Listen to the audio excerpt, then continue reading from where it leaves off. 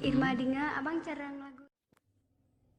Assalamualaikum warahmatullahi wabarakatuh. Pada kesempatan kali ini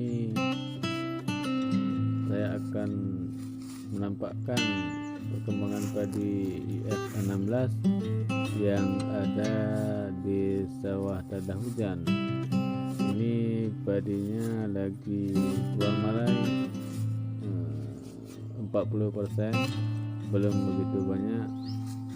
Alhamdulillah padinya lumayan karena di sini tahan tentang hujan.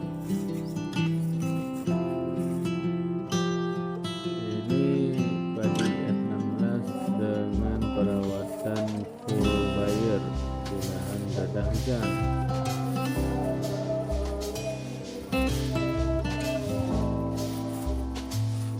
Dengan menggunakan insektisida bel untuk mencegah penggerek batang, ulat dan lain jenis ulat.